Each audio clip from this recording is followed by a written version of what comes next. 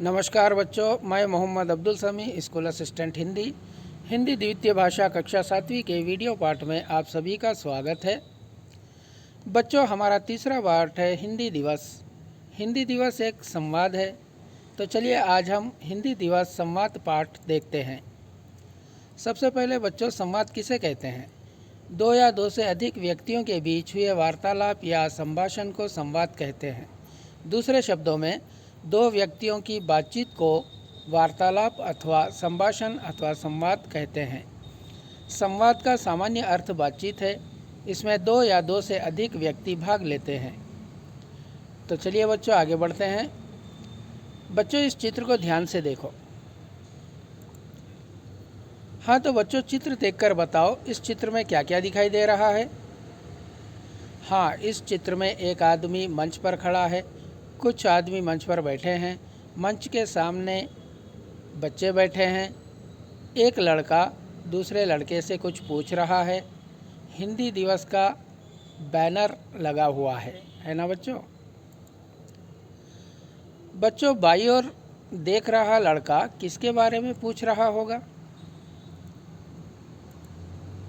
हाँ बच्चों, बाईं ओर देख रहा लड़का शायद हिंदी दिवस के बारे में पूछ रहा होगा, क्योंकि यहाँ मंच पर हिंदी दिवस का बैनर लगा हुआ है। अब बच्चों बताओ, मंच पर खड़ा आदमी क्या बोल रहा होगा? हाँ बच्चों, उससे पहले मंच किसे कहते हैं देख लेंगे। वह ऊंचा मंडप या स्थान जिस पर बैठकर या खड़ा होकर सर्वसाधारण के सामने कोई कार्य किया जाए या कुछ कहा जाए, जिसे स्टेज या मचान भी कहते हैं। जैसा कि यहाँ दिखाई दे रहा है, एक मंच बना हुआ है जिस पर एक आदमी खड़ा है और कुछ आदमी बैठे हुए हैं, और मंच के सामने कुछ बच्चे भी बैठे हुए हैं, और पीछे हिंदी दिवस का बैनर लगा हुआ है। इसी को मंच कहते हैं। तो बच्चों बताओ, मंच पर खड़ा आदमी क्या बोल रहा होगा?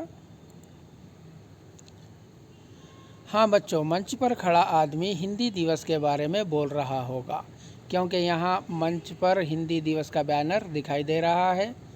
तो ये जो कार्यक्रम चल रहा है हिंदी दिवस का चल रहा है, इसलिए ये लड़का दूसरे लड़के से हिंदी दिवस के बारे में पूछ रहा होगा।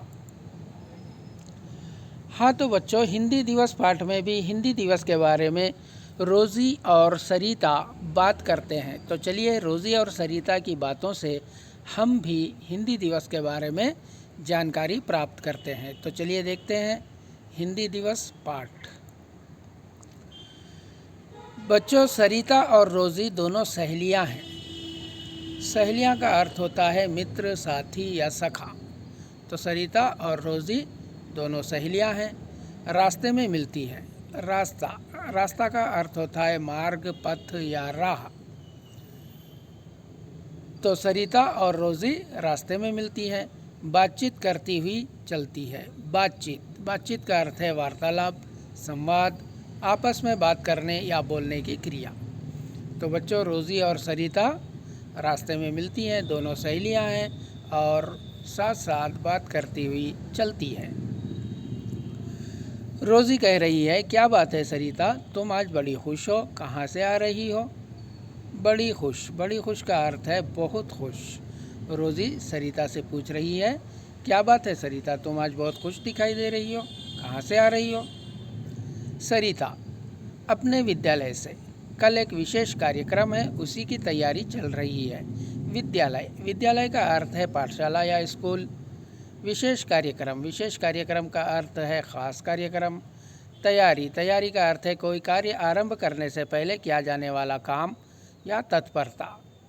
तो सरिता बता रही है कि मैं अपने स्कूल से आ रही हूँ, कल एक ख़ास कार्यक्रम है, उसी की तैयारी चल रही है। रोज़ी पूछ रही है, अच्छा तो तुम्हारे स्कूल में भी हिंदी दिवस मनाया जा रहा है?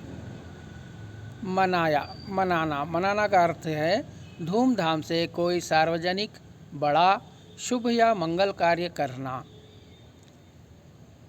तो रोज़ी सरिता से पूछ रही है, अच्छा तो तुम्हारे स्कूल में भी हिंदी दिवस मना रहे हैं? सरिता कह रही है, हाँ कल 14 सितंबर है ना, इसलिए तो मैं तुम्हें बुला रही थी, मुझे भी गीत सिखा दो ना। 14 सितंबर, सितंबर सितंबर महीने को हिंदी में सितंबर कहते हैं। बुलाना, बुलाना का अर्थ है आवाज़ देना या पुकारना। गीत का अर्थ है गाना या वह पद्य रचना जिसे गाया जा सके। सरिता बता रही है कि हाँ, हमारे पास भी हिंदी दिवस मना रहे हैं, कल 14 सितंबर है ना, इसलिए तो मैं तुम्हें बुला रही थी, तुम्हें आवाज़ दे रही थी, मुझे भी गाना सीखना है, मुझे गीत सिखा दो। रोज़ी कह रही है, ठीक है मैं तुम्हें सुनाती हूँ, ध्यान से सुनो और सीख लो। ध्यान का अर्थ है सावधानी पूर्वक, गौर से या मन लगाकर। तो रोज़ी कह रही है, ठीक है मैं तुम्हें गाना सुनाती हूँ, हाँ ध्यान से सुनो और सीख लो। और फिर गाना सुनाती है, हिंदी सीखो, हिंदी बोलो, हिंदी को अपनाओ, आओ सब मिलकर गाओ, हिंदी दिवस मनाओ। अपनाओ, अपनाना का अर्थ है स्वीकार करना या स्वीकारना। मिलकर गाओ, मिलकर गाना अर्थात मधुर ध्वनि करना या आलापना। तो रोज़ी कह रही है, ठीक है मैं तुम्हें सुनाती हूँ, ध्यान से सुनो और सीख लो। उसके बाद गीत सुनाती है, हिंदी सीखो, हिंदी बोलो, हिंदी को अपनाओ अर्थात हिंदी को स्वीकार करो, आओ सब मिलकर गाओ, हिंदी दिवस मनाओ, मतलब सब मिलकर हम गाएंगे, हम हिंदी दिवस मनाएंगे। सरिता कहती है, हिंदी दिवस 14 सितंबर को ही क्यों मनाते हैं? हाँ, सरिता पूछ रही है कि हिंदी दिवस 14 सितंबर को ही क्यों मनाते हैं, दूसरे दिनों में क्यों नहीं मनाते? रोज़ी बता रही है, हमारे अध्यापक ने बताया था कि 14 सितंबर 1949 को संविधान में हिंदी राजभाषा के रूप में अपनाई गई। अध्यापक का अर्थ आपको पता ही है, वह व्यक्ति जो विद्यार्थियों को पढ़ाता है, जिसे शिक्षक और गुरु भी कहते हैं। संविधान का अर्थ है वह विधान या कानून जिसके अनुसार किसी राज्य, राष्ट्र या संस्था का संगठन, संचालन और व्यवस्था होती है। आप लोगों को पता है, कोई देश अच्छी तरह से उसकी गतिविधियां, उसके कार्यक्रम चलना, तो उसके लिए एक कानून की ज़रूरत होती है और उसी कानून को संविधान कहते हैं।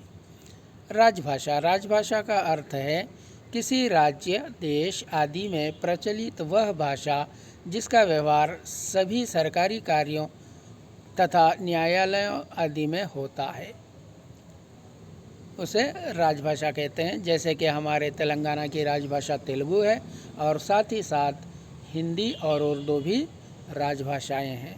उसी तरह हमारे देश की जो राजभाषा है वह हिंदी है। हिंदी को 14 सितंबर 1949 को संविधान में अपनाया गया, मतलब स्वीकार किया गया। इसी दिन से हिंदी राजभाषा बनी, 14 सितंबर 1949 से। तो रोज़ी यही बात बता रही है कि हमारे अध्यापक जी ने बताया 14 सितंबर 1949 को हमारे संविधान में या हमारे कानून में हिंदी को राजभाषा अर्थात हमारे कार्यालय की भाषा के रूप में अपनाया गया है। सरिता कह रही है, समझ गई, इसलिए हर साल इस दिन हिंदी दिवस मनाया जाता है। लेकिन हिंदी को ही देश की राजभाषा क्यों चुना गया? चुनना का अर्थ है छांटना या बहुत सारी चीज़ों में से एक चीज़ को स्वीकार करना, चुनना कहते हैं। सरिता कह रही है कि हाँ मैं समझ गई, हर साल इस दिन हम हिंदी दिवस मनाते हैं क्योंकि इस दिन हिंदी को राजभाषा बनाया गया। लेकिन सरिता पूछ रही है, हिंदी को ही हमारे देश की राजभाषा क्यों बनाया गया, क्यों चुना गया हिंदी को ही? हमारे देश में बहुत सारी भाषाएं हैं, जैसे उदाहरण के लिए तेलुगु है, तमिल है, मराठी है, गुजराती है, पंजाबी है। इतनी सारी भाषाओं में हिंदी को ही क्यों चुना गया? ऐसी क्या विशेष बात है हिंदी में? रोज़ी बता रही है क्योंकि हिंदी बोलने वाले हमारे देश में सबसे अधिक है। लेकिन तुम भी तो बताओ, तुम भाषण में क्या कहोगी? हाँ, रोज़ी बता रही है हिंदी बोलने वाले अर्थात बात करने वाले हमारे देश में सबसे अधिक है। अधिक मतलब ज़्यादा, क्योंकि हमारे देश में हिंदी बोलने वाले सबसे अधिक लोग हैं, इसलिए हिंदी को राजभाषा के रूप में हमारे संविधान में अपनाया गया। रोज़ी आगे पूछ रही है लेकिन तुम भी तो बताओ, तुम भाषण में क्या कहोगी? मतलब कल जो कार्यक्रम होगा उसमें तुम क्या करोगी, तुम क्या कहोगी? कहना अर्थात बोलना। सरिता कह रही है तो सुनो, अभिनय करते हुए बताती है। प्रधान अध्यापक जी एवं गुरुजनों, सहपाठियों, आप सबको हिंदी दिवस की हार्दिक शुभकामनाएं। सरिता अपना भाषण सुना रही है अभिनय करते हुए। अभिनय का अर्थ है अदाकारी या नकल। प्रधान अध्यापक का अर्थ है हेडमास्टर या मुख्य अध्यापक। गुरुजन का अर्थ है अध्यापक लोग या सभी अध्यापक। सहपाठी का अर्थ है साथ में पढ़ने वाला मित्र। हार्दिक का अर्थ है दिल से या मन से। शुभकामनाएं का अर्थ है अच्छी कामना या बधाई। तो सरिता अपना भाषण अदाकारी करते हुए या नकल करते हुए सुना रही है। प्रधान अध्यापक जी एवं गुरुजनों, सहपाठियों, आप सबको हिंदी दिवस की हार्दिक शुभकामनाएं। सरिता कह रही है हिंदी हमारे देश की राजभाषा है, इसे सीखना हमारे लिए बहुत ज़रूरी है। ज़रूरी का अर्थ है आवश्यक, जिसकी ज़रूरत या आवश्यकता हो। सरिता अपने भाषण को आगे बढ़ाते हुए रोज़ी को सुना रही है कि हिंदी हमारे देश की राजभाषा है, इसलिए इसे सीखना बहुत ज़रूरी है। सरिता ने भाषण में और क्या क्या कहा होगा? सरिता अपने भाषण में और क्या क्या कहा होगा, आप लोग सोचिए। हाँ तो बच्चों, हमने पाठ देखा। चलिए अब अभ्यास कार्य भी देखते हैं। सबसे पहले सुनो बोलो में पहला प्रश्न है, विद्यालय में हिंदी दिवस के कार्यक्रम में क्या क्या हुआ होगा? सोचो बच्चों, विद्यालय में हिंदी दिवस का कार्यक्रम चल रहा है तो उस कार्यक्रम में क्या क्या होगा? हाँ बच्चों, हिंदी दिवस पर विद्यालय में सभा का आयोजन हुआ होगा। विशेष अतिथि सभा में आए होंगे। प्रधान अध्यापक जी और अध्यापक हिंदी दिवस के बारे में बताए होंगे। बच्चे भी भाषण, गीत और अभिनय प्रदर्शन किए होंगे। सभा की समाप्ति पर बच्चों को मिठाई दी गई होगी, है ना बच्चों? सुनो बोलो का दूसरा प्रश्न है, हिंदी सीखने से क्या क्या लाभ हैं? हिंदी हमारे देश की राजभाषा और राष्ट्रभाषा है। यह देश में हर जगह बोली और समझी जाती है। इसलिए हिंदी सीखने से हम देश के किसी भी प्रांत के लोगों से बातचीत कर सकते हैं। हिंदी भाषा का साहित्य हमारी संस्कृति और सभ्यता से जुड़ा है। हिंदी सीखने से हम हिंदी साहित्य को पढ़ सकते हैं और हमारे देश की संस्कृति को समझ सकते हैं। हिंदी सीखने से हम देश में किसी भी जगह नौकरी, व्यापार आदि कर सकते हैं। चलो बच्चों आगे बढ़ते हैं और पढ़ो देखते हैं। यहाँ पर ये जो वाक्य दिए गए हैं, इन वाक्यों को किसने कहा, पाठ के आधार पर जिसने भी कहा उसका नाम यहाँ लिखना है। जैसे यहाँ पर मैं तुम्हें सुनाती हूँ वाक्य पाठ में किसने कहा। पाठ देखिए और यहाँ पर इस वाक्य को जिसने भी कहा उसका नाम लिखिए। तो चलिए लिखते हैं। मैं तुम्हें सुनाती हूँ, ऐसा पाठ में रोज़ी ने कहा। लेकिन तुम भी तो बताओ, तुम भाषण में क्या कहोगी? इस वाक्य को रोज़ी ने ही कहा। कल एक विशेष कार्यक्रम में इस वाक्य को सरिता ने कहा। हिंदी सीखो, हिंदी बोलो, हिंदी को अपनाओ, इस वाक्य को रोज़ी ने कहा। क्या बात है सरिता, इस वाक्य को भी रोज़ी ने कहा। उसी की तैयारी चल रही है, इस वाक्य को सरिता ने कहा। कहाँ से आ रही हो, इस वाक्य को रोज़ी ने कहा। बच्चों, अपनी पाठ्य पुस्तक में देखिए, क्या ये सही है? एक बार देखकर बताइए। चलिए बच्चों, लिखो, देखते हैं। नीचे दिए प्रश्नों के उत्तर लिखिए। पहला प्रश्न है, हिंदी सीखने के लिए आप क्या क्या करोगे? और दूसरा प्रश्न है, अपने घर में या आसपास रहने वाले किन किन लोगों से आप हिंदी में बात कर सकते हैं? तो चलिए पहला प्रश्न देखते हैं, हिंदी सीखने के लिए आप क्या क्या करोगे? हाँ बच्चों, बताओ क्या क्या करोगे? हिंदी सीखने के लिए मैं अपनी हिंदी पाठ्य पुस्तक के साथ साथ अन्य कहानियों और कविताओं की पुस्तकें पढ़ूंगा, क्योंकि हम जितने ज़्यादा पुस्तकें पढ़ेंगे हमें हिंदी उतनी ही आसानी से बोलनी और लिखनी आएगी। समाचार पत्र और पत्रिकाएं पढ़ूंगा। हिंदी सीखने में समाचार पत्र और पत्रिकाएं बहुत सहायता करते हैं। टीवी पर हिंदी चैनल देखूंगा। टीवी पर भी बहुत सारे हिंदी चैनल आते हैं, तो हम टीवी पर हिंदी चैनल यदि देखते हैं तो हमारी हिंदी बहुत अच्छी सुधर जाएगी। मैं अपने अध्यापक जी से और अपने मित्रों से हिंदी में बातचीत करूंगा। हमें अपने अध्यापक जी से और अपने मित्रों से हिंदी में बात करनी चाहिए। यदि हम बात करते हैं हिंदी में तो हमें हिंदी अच्छी तरह से आएगी। दूसरा प्रश्न है, अपने घर में या आसपास रहने वाले किन किन लोगों से आप हिंदी में बात कर सकते हैं? मैं अपने माता पिता, भाई बहन, अध्यापक जी, मेरे सहपाठी मित्र और मेरे पड़ोसियों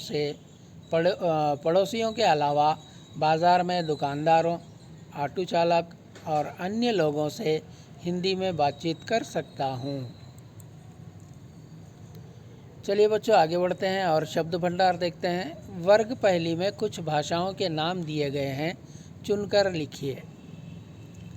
यहाँ पर जो चित्र दिखाई दे रहा है, इसके अंदर कुछ भाषाओं के नाम छिपे हुए हैं। जैसे यहाँ पर तेलुगु को गोलाकार किया गया है। इसी तरह और बहुत सी भाषाएं इसके अंदर छुपी हुई हैं, उन्हें ढूंढकर गोला लगाना है और उसका नाम यहाँ पर लिखना है। तो चलिए देखते हैं। ये देखिए, यहाँ पर सबसे पहले हिंदी, यहाँ नीचे से ऊपर की ओर पंजाबी, ये तेलुगु, कन्नड़, मलयालम, गुजराती, सिंधी और ये उर्दू।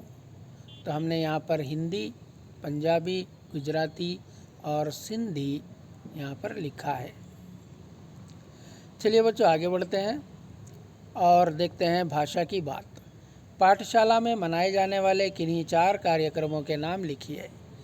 आपकी पाठशाला में जो कार्यक्रम मनाए जाते हैं उनके यहाँ पर 4 नाम लिखने हैं। तो चलिए लिखते हैं। स्वतंत्रता दिवस, हमारी पाठशाला में स्वतंत्रता दिवस मनाया जाता है।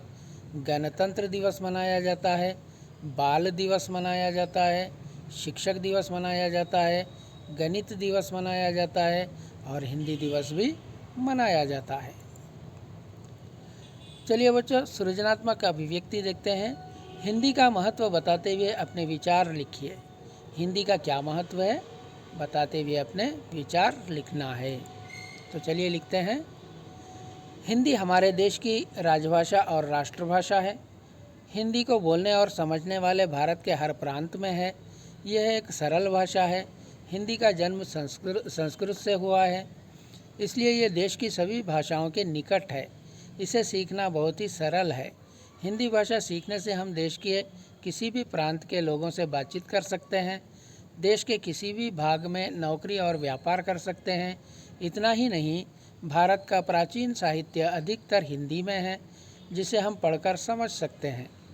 हिंदी भाषा हमारे देश की शान है, इसलिए इसे सीखना हम सबका कर्तव्य है। चलिए बच्चों, अब परियोजना कार्य देखते हैं। किसी एक बाल गीत का संकलन कीजिए।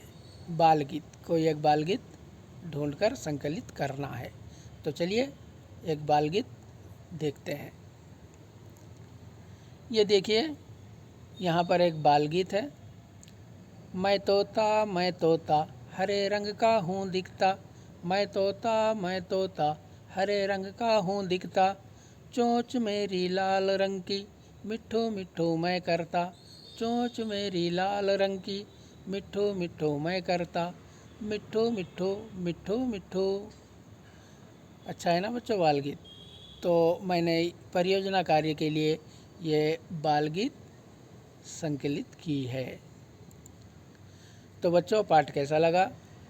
एक बार फिर से इस वीडियो को देखिए और आगे भी वीडियो पाठ देखते रहिए। धन्यवाद।